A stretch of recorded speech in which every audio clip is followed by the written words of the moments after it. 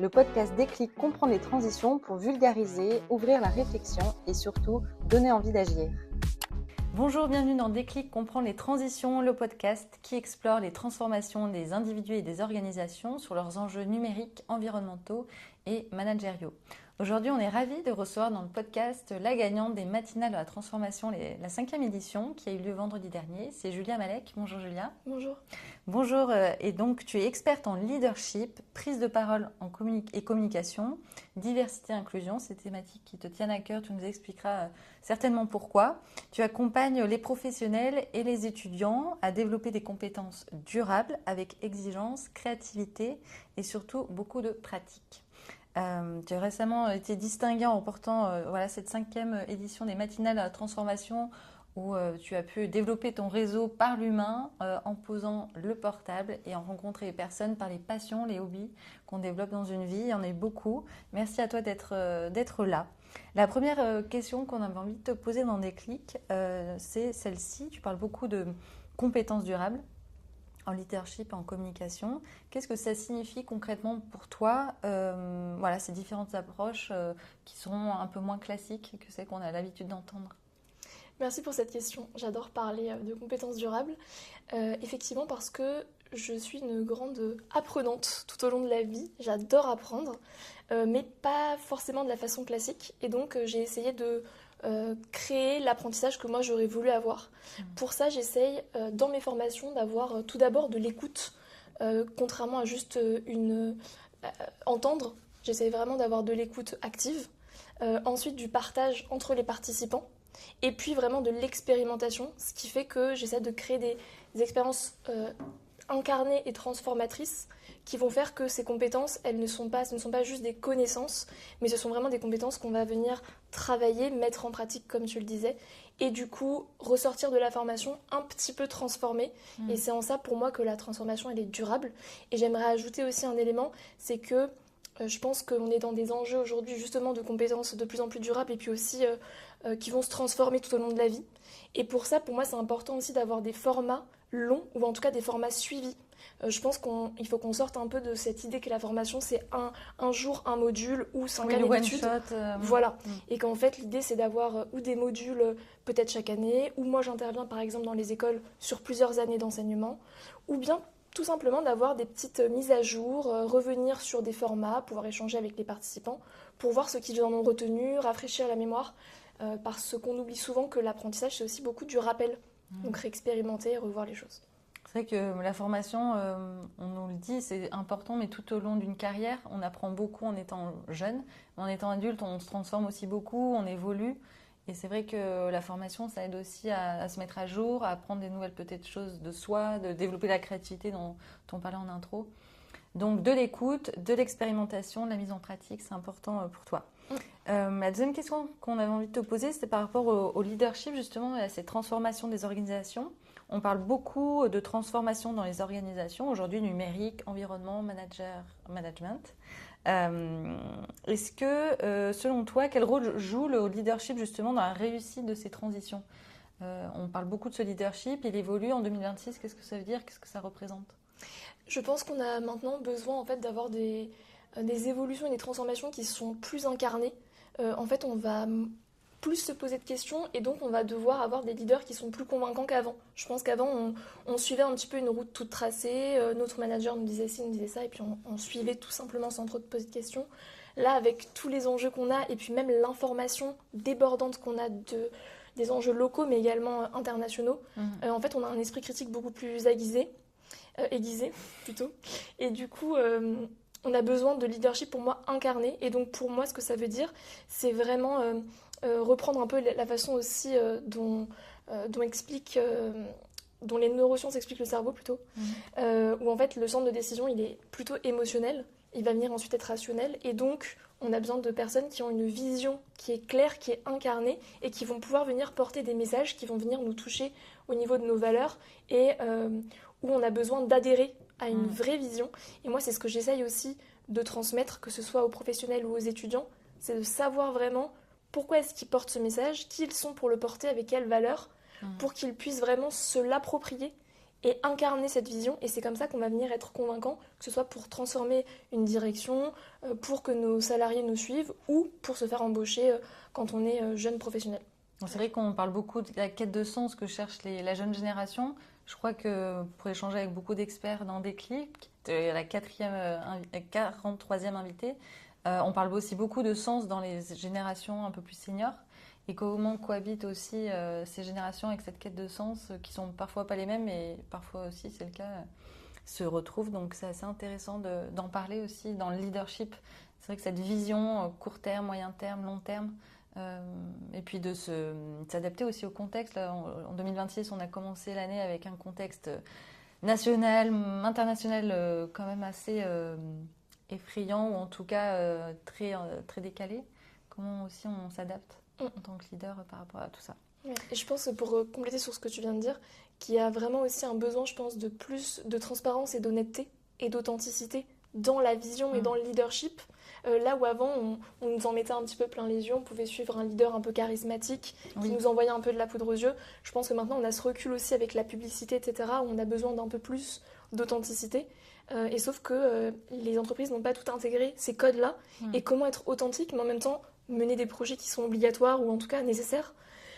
C'est là où il faut pour moi se les approprier pour pouvoir mieux les transmettre justement. Et questionner justement l'authenticité, tu parles de transparence, ça en fait partie, tu mets quoi de plus? Et bah pour moi c'est là où justement il faut réussir à matcher entre le projet qu'on veut mener et qui on est personnellement pour pouvoir incarner ce message de façon authentique. En fait si le message il est là et que nous on est ici, on a vite une sorte de dissonance et maintenant en fait on a cette sensibilité où le monde se rend compte en fait quand on est dissonant. Donc c'est pour ça que pour moi il y a vraiment un accompagnement et aussi du coaching sur comment est-ce qu'on s'approprie une vision, comment on s'approprie un projet pour pouvoir le porter vraiment en son nom, en étant incarné authentique et en puissant aussi répondre aux questions qu'on va venir nous poser, etc. Parce que souvent, de laisser de la place aussi pour les questionnements des collaborateurs. Et du coup, plus on est à l'aise avec ce message, plus on l'a intégré parce qu'il correspond à une partie de nous. J'aime bien l'exemple des étudiants, mais souvent ils me disent oui, mais si je fais ça pour l'argent. Oui, mais en fait, on ne fait jamais ça que pour l'argent ou que pour des raisons matérielles ou que parce que notre chef nous l'a dit. En fait, si on adhère au message, c'est qu'il y a quelque chose de plus. Et sauf qu'on nous pose rarement la question, donc on se pose rarement la question et donc on a rarement la réponse. Donc c'est déjà se poser la question de pourquoi est-ce qu'on adhère à ce message ou à ce projet pour ensuite pouvoir s'approprier la vision et puis ensuite la transmettre. Donc en tant que leader, laisser de la place pour les questionnements des collaborateurs, mais aussi d'apporter des réponses transparentes. Voilà, déjà être, je pense, au clair sur soi-même pour pouvoir apporter des réponses plus claires pour les autres. Donc ça, c'est par rapport au leadership. On a une autre question par rapport à la prise de parole, qui est aussi un de tes volets, et l'impact dans les contextes en mutation. 2026, on en est plein dedans. Justement, dans des environnements en changement constant, la communication, elle est vraiment clé. Quelles sont les erreurs les plus fréquentes que tu observes justement chez les professionnels que tu accompagnes quand ils doivent prendre la parole dans des contextes et quels seraient tes conseils ? Merci pour cette question, ça va vraiment rejoindre ce qu'on disait juste avant. Je constate notamment en France qu'on a encore une prise de parole. Alors souvent déjà c'est un petit peu une contrainte. Souvent on n'est pas très content de prendre la parole pour la plupart des professionnels. Voilà, ils se voient un petit peu parce qu'on leur a demandé, parce qu'ils doivent mener un projet. Mais c'est souvent vécu comme une contrainte plutôt que comme une opportunité de porter sa voix, de porter ses valeurs ou de porter sa vision. Donc déjà j'essaye de changer un petit peu le prisme par lequel on le prend. C'est pour ça que j'amène énormément d'expériences de mise en pratique, mais aussi de jeux. Vraiment, j'essaye de détendre l'atmosphère au début, qu'il y ait une vraie écoute des participants. Et c'est pour ça que dans mes 3 piliers, il y a l'écoute, mais il y a le partage aussi entre participants. Parce qu'en fait, c'est comme ça qu'on va créer un environnement qui est bienveillant et qu'on va se rendre compte qu'en fait, prendre la parole, c'est une opportunité pour livrer qui l'on est, ce en quoi on croit et ce qu'on veut voir advenir. Pour ça, l'authenticité, c'est un peu le fil conducteur quand même dans tout ça. Exactement. Donc pour moi, il y a effectivement vraiment juste passer de c'est une contrainte à c'est une opportunité. Et pareil, du coup, c'est une contrainte, je le fais un petit peu dans la douleur, dans la difficulté. Je stresse, je suis pas trop à l'aise à l'oral, etc. Ah, ok, en fait, c'est fun de parler en public. Dès qu'on fait déjà un peu de théâtre, on voit que tout le monde en fait est super à l'aise, qu'on prend du plaisir. Et donc, mon but, c'est justement de ramener aussi du plaisir. Et en fait, quand on est là, qu'on sait pourquoi on est là, qu'on prend du plaisir, bah forcément, on est authentique. Et la prise de parole, elle est super incarnée et super intéressante. Incarner la prise de parole. Exactement. C'est sûr qu'on engage encore plus les auditeurs, quel que soit le public et le contexte, mais c'est vrai qu'on engage plus quand c'est incarné, Tout à fait. clairement. Et pour amener une précision là-dessus aussi que je trouve importante, souvent je commence mes interventions en prise de parole en rappelant que la peur de prendre la parole, c'est la deuxième peur qu'on a après la mort. Simplement pour rappeler qu'en fait c'est notre cerveau archaïque en fait, qui nous donne cette peur aussi grande parce que simplement prise de parole en public, risque de rejet du groupe égale mort. Parce qu'on ne survit pas sans le groupe. En tout cas, c'est ce que se dit notre cerveau. Donc que c'est normal qu'on ne soit pas tous à l'aise et que, et que ça s'apprend aussi. Que ça s'apprend, que c'est une peur très partagée et qu'en fait, si on arrive à calmer un petit peu le cerveau archaïque, prendre du plaisir et s'amuser, en fait, on se rend compte que c'est pas si terrible. Et du coup, tu parles de la France parce que tu as eu la possibilité ou l'opportunité d'échanger sur ces pratiques-là avec d'autres confrères dans d'autres pays? Ouais, tout à fait. J'aime beaucoup les communautés internationales et j'interviens dans plusieurs langues, dont l'anglais. Et notamment à Aix-Marseille Université, j'ai des étudiants internationaux. Puis j'ai bossé aussi avant dans des équipes en consulting international. Et je constate que les Français, on a vraiment beaucoup de mal avec la prise de parole. On se sent très vite, en fait... Autant chez les femmes que chez les hommes? Alors encore pire chez les femmes, bien sûr, c'est toujours une petite couche en plus chez les femmes. Mais en tout cas, en France, en fait, on va être beaucoup dans la peur de prendre la parole parce qu'on a peur d'être jugé. Le jugement, c'est énorme en France. Ouais. Vraiment, le regard des autres, en fait, est un gros obstacle, alors que dans les autres cultures, on voit qu'il y a plus cette facilité à prendre la parole, à partager ses idées, qu'il y a moins cette peur de « mais est-ce que je vais dire quelque chose de faux? Est-ce que je vais me tromper? Est-ce que je vais dire quelque chose de bête ?» Le droit à l'erreur aussi, il y a une autre perception par rapport à ça. Ouais, c'est vraiment une culture différente. Mais c'est vrai qu'en France, on a vraiment beaucoup de blocages culturels par rapport aussi à la prise de parole. Ouais, on a ce côté-là un petit peu perfectionniste, même si... on l'est pas forcément, mais c'est vrai qu'il y a un gros tabou sur le droit à l'erreur, quoi. Tout à fait. Et puis la peur de paraître ridicule aussi. Il y a beaucoup ce truc-là de c'est gênant, où on a peur de faire une bêtise ou d'être jugé, d'être moqué aussi. Donc c'est pour ça que pour moi, dans toutes mes formations sur ce sujet ou sur les autres, c'est d'abord de créer un environnement bienveillant. Ça se dit beaucoup maintenant, mais c'est vraiment une safe space pour qu'ensuite on puisse venir travailler des choses qui nous rendent en fait vulnérables. Parce que dès qu'on ouvre la bouche, dès qu'on se montre, on est vulnérable. Donc il faut que les autres soient prêts à accueillir ça, même si c'est pas parfait, même si on tremblote un peu, même si on est stressé, c'est pas grave. Hyper intéressant. La prise de parole et l'impact que ça peut avoir dans des contextes en mutation. L'autre question qu'on a pour toi, Julia, c'est la mise en pratique. Justement, tu en parlais en introduction, apprendre autrement. Tu insistes beaucoup sur la mise en pratique dans tes accompagnements. Pourquoi c'est si important pour toi? Donc, tu l'as un peu expliqué, mais qu'est-ce que ça change réellement dans l'apprentissage, la mise en pratique et justement la transformation des individus, d'expérimenter? Alors déjà, j'ai envie de vous poser la question. Je pense que vos plus grandes leçons, tout ce que vous avez appris de plus grand dans votre vie, globalement, c'est souvent par des vécus. C'est souvent des expériences qui nous transforment. Et du coup, c'est pour ça que j'essaye de créer justement de la transformation dans mes formations par l'expérimentation. Et puis, il y a aussi énormément d'études scientifiques maintenant qui montrent que la mémoire aussi et les compétences s'ancrent via du vécu sensoriel et via les émotions. Donc quand on passe un moment hyper sympa, qu'on a vécu des choses chouettes avec des émotions fortes, on a ri, on a eu un petit peu peur et puis on y est arrivé et puis on a soutenu les autres. Et on a mis en pratique avec le corps aussi. Le corps a aussi une mémoire. Donc en fait, plus on le fait et plus on est à l'aise pour le faire. Donc pour moi, c'est indispensable. Et puis c'est aussi la façon dont moi j'aime apprendre. J'aime expérimenter pour pouvoir ensuite transmettre.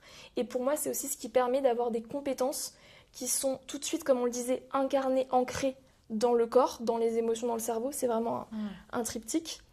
Et qui sont immédiatement, pour moi, activables. Et dès qu'on va les activer, ensuite, transmissibles.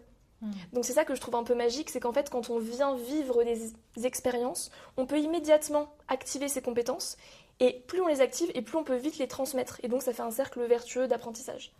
C'est vrai qu'en tant qu'adulte, enfin jeune ou petit, on expérimente beaucoup par le corps.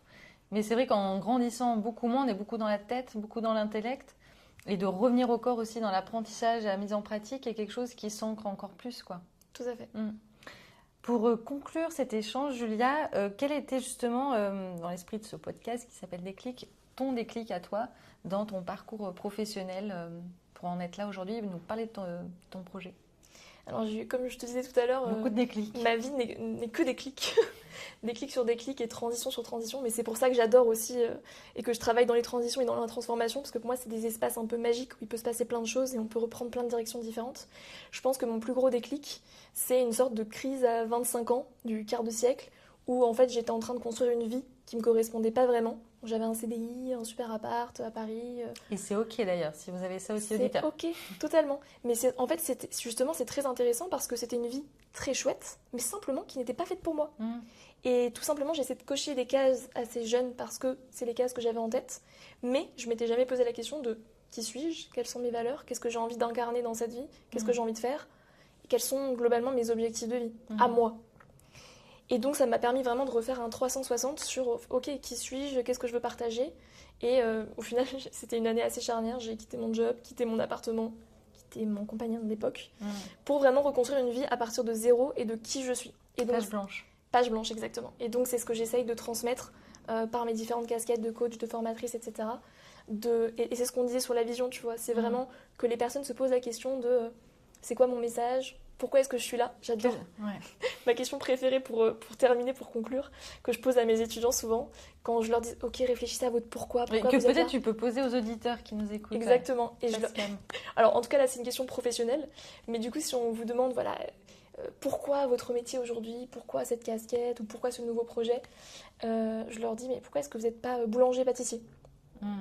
Et là, du coup, ils peuvent commencer à réfléchir à se dire ok, en fait si je suis pas boulanger-pâtissier, c'est peut-être parce que j'aime les chiffres, j'aime la transformation, j'aime bosser en équipe, j'aime...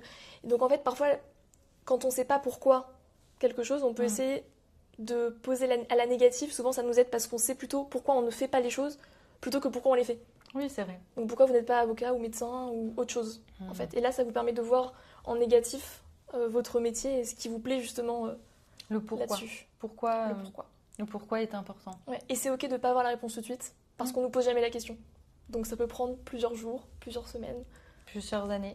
Et puis il peut bouger le pourquoi aussi. C'est ça qui est intéressant. Oui, c'est ça. Sinon on s'ennuierait. Comme on évolue, on se transforme. Le pourquoi, certainement, va évoluer au cours d'une vie. Tout à fait. Merci beaucoup, Julia, pour ces échanges, pour ta vision, pour les transmissions dans Déclic. Et on se retrouve bientôt avec un nouvel invité. À bientôt.